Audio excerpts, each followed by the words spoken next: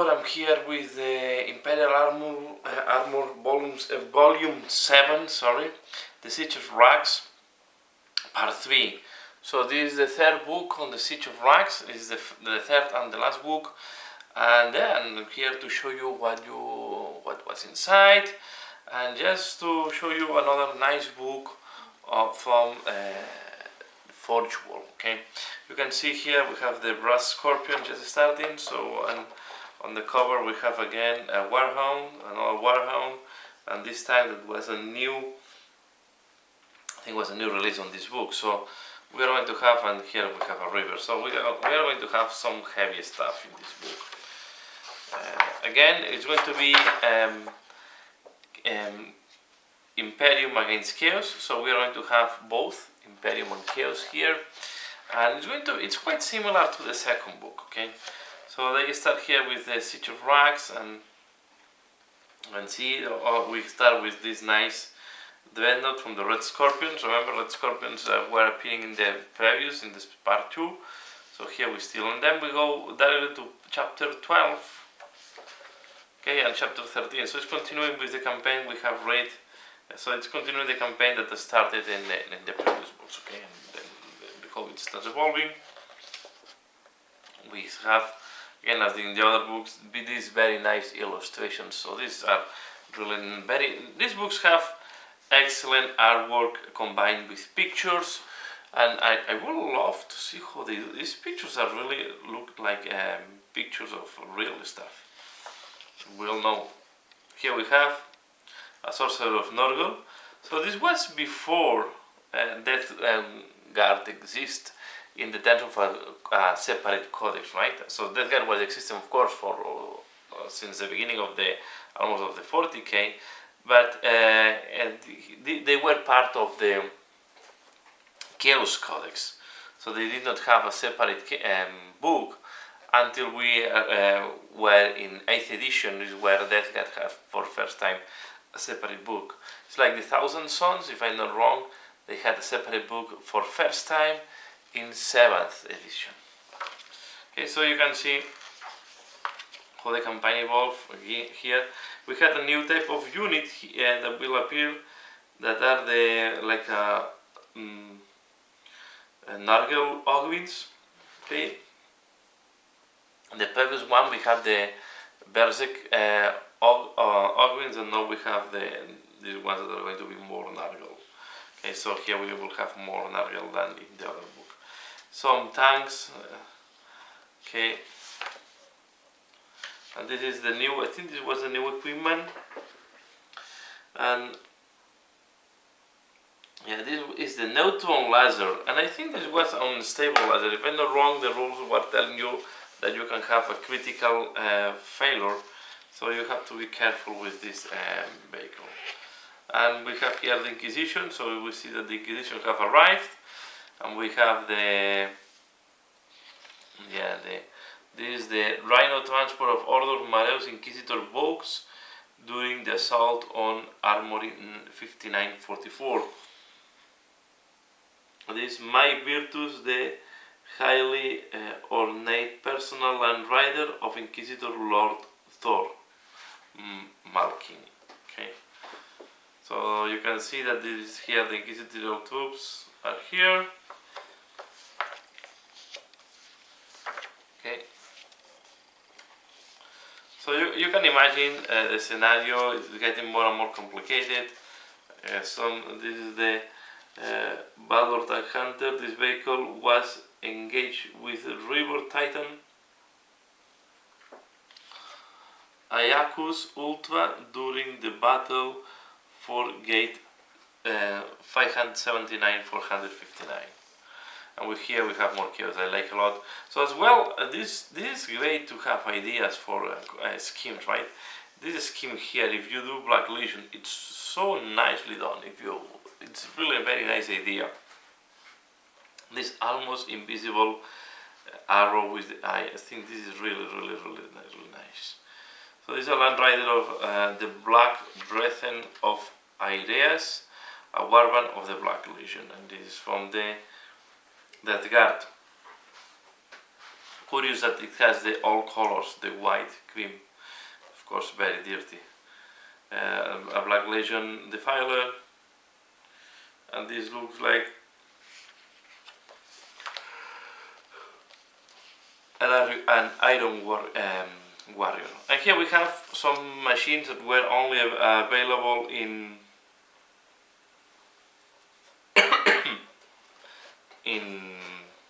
Forge World. This was the first drones for Nargol.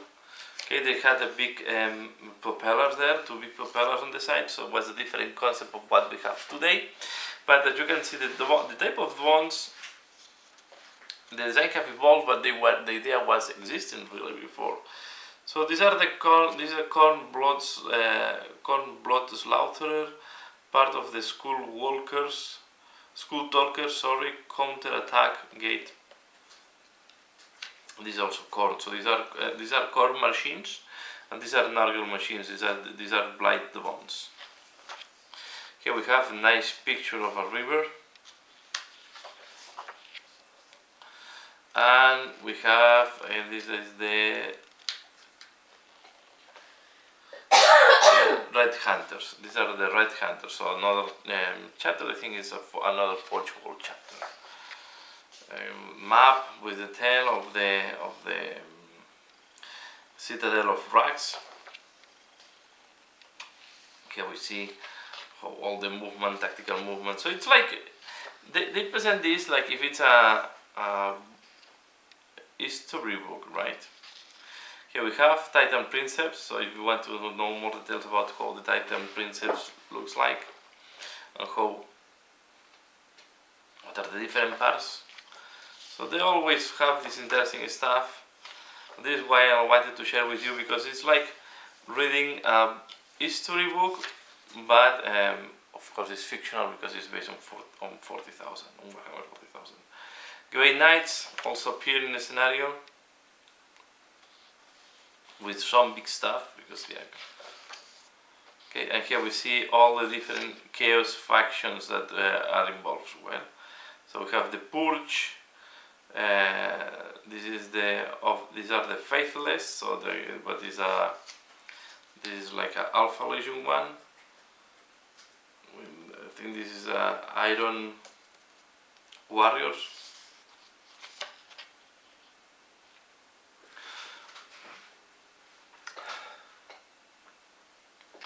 And this one is these are the Chaos Land Rider of the Sanctified. So these are Berserkers of Vraks and the Skull Takers. So these are Wall Eaters in principle.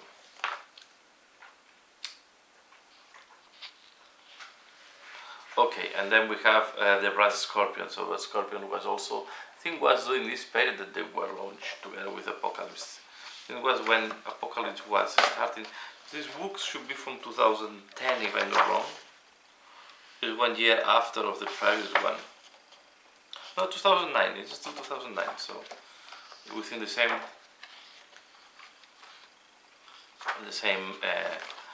year. So here we see some nice pictures. Yeah, this Terminator. They released some also. At the period of time, they released some resin Berserkers con Terminators. Okay, and here we have the Inquisitor and the Bloodthirster. And this is the Red Scorpions, the Veterans Squads. So you can see Red Scorpions. Okay, and different artwork and nice. Chapter 17, so you can see all this is background, all this is the history. You can see that the history is taking, it will take half of the book. This was a miniature that also was released with this book. Okay, this Inquisitor, it's a very nice miniature. I don't know if it's still available. So you can see, and then here we see the Planetary Survey appending frame, and then we have, these are the Angels of Absolution, so it's a successor chapter of the Dark Angels.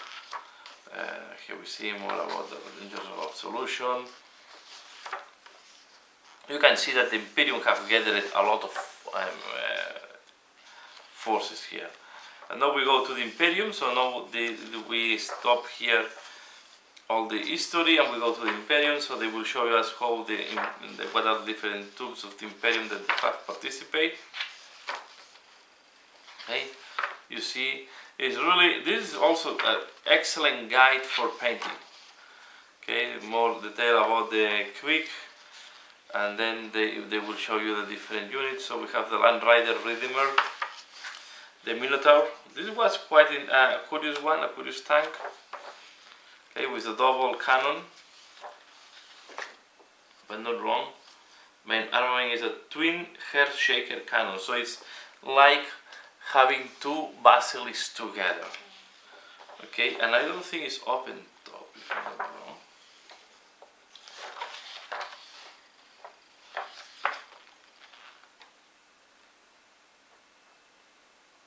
No, I don't know.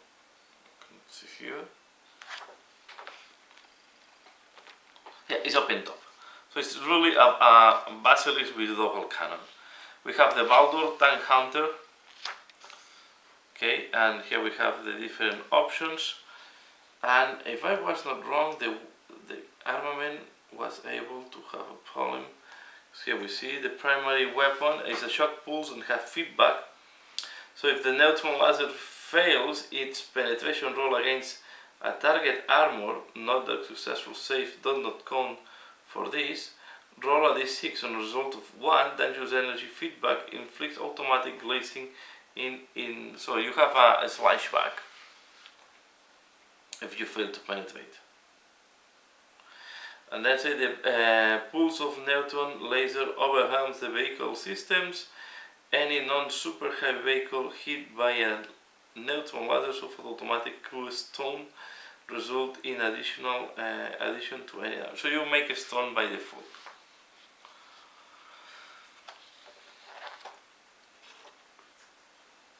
And the weapon is strength 10.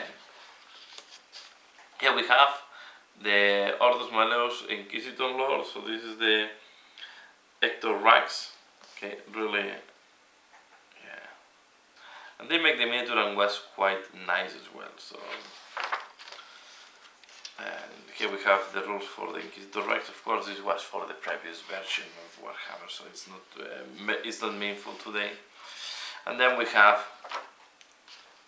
the army list, right? We have the company command tank, the infantry command squad,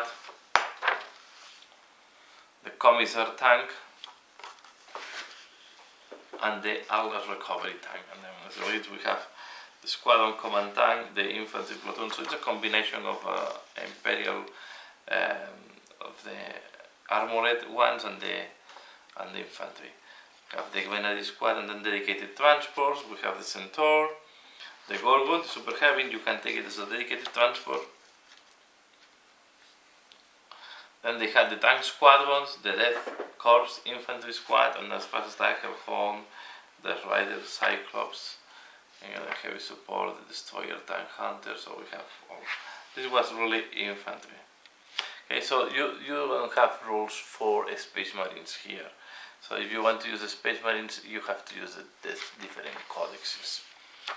Okay, and then we go to the Chaos. You can see we have here the different legions. Then they talk about the Necrosius. Necrosius is one of the Hand of Norgal, Master of the Apostles of Contagion.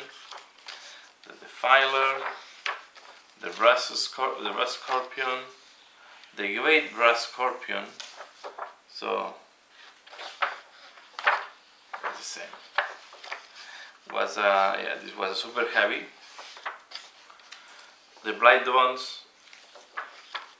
Okay, you see this was the previous version of the Blight ones, the Forge World ones. The Blood Slaughterer. It's like the baby Scorpion. Then we have this one, the Gore Fester. So this was a demon. Okay, we have the REAVER jaw. This was really a giant plague spawn of Nurgle, so it was really a big spawn. And we have finally the rules for a Chaos Reaver Titan. And we have the first time we have seen the Super Demon Lord Agbat the Unbound. Okay, so it's a 888 points demon. So this was like a super. They had a different, what's called a gargantuan creature. So was the size. So it was considered like a super heavy. We also have the same but for Nurgle. Okay, and then they release as well a Demon Prince for KHORNE and another one for Nurgle. And this one is quite also an interesting miniature. Okay. Then we have the list of the army. So you can take a Plague Marine Untitled Champion. So it's a combination of Space Marines and Astra Militarum, right? So you don't know, you have here the Plague Marine Exalted Champion, but you also have the Company Command Platoon. Okay, so you see different units. I will not go in detail. I just want to show you that you have like the equivalent to two small codexes here. Okay, we see the Plague Marine. You have the disciples, and then I wanted to show, see the Plague Ogling is what I was telling you. We have now the Plague Ogling version. So this was, in the previous book we have more the Berserker option, and here we have more the Nurgle option. Okay. Then we have scenarios to simulate.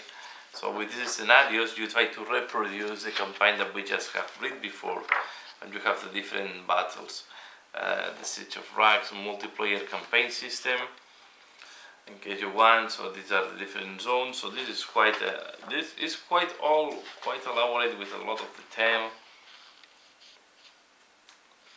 And this was options, formations for Apocalypse. If you played the old Apocalypse, you remember there were formations where you were having some additional rules if you were taking some of the formations, similar to the detachments we had in 7th edition.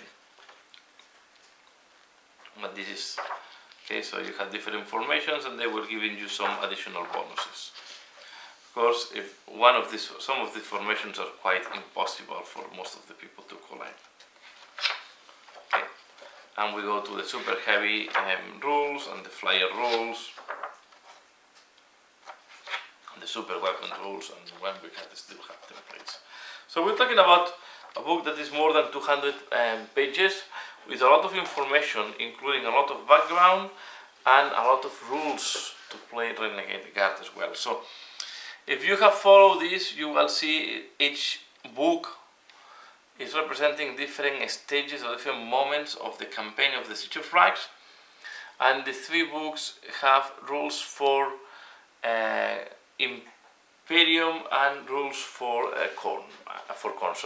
Chaos. Okay, so this all a big campaign about, and this is why I have these books, because I was a lot into the Renegade, and this was inspired me to collect Renegade Guard. Okay, this is why I was collecting this together with the Imperial Armour Volume 1. When I saw that, I wanted to collect some tanks, make some really armored armies, right? This is why my Renegade Guard started with a lot of vehicles, and later on I start adding infantry, so to have a more balanced army. But these were books that inspired me, motivated me to start painting more vehicles and to do my Renegade Guard army. So that's all what I want to share here. I hope you have enjoyed this go through the book. Please give a like if you have liked this video, and as usual, thanks a lot for watching, and see you again later. Bye.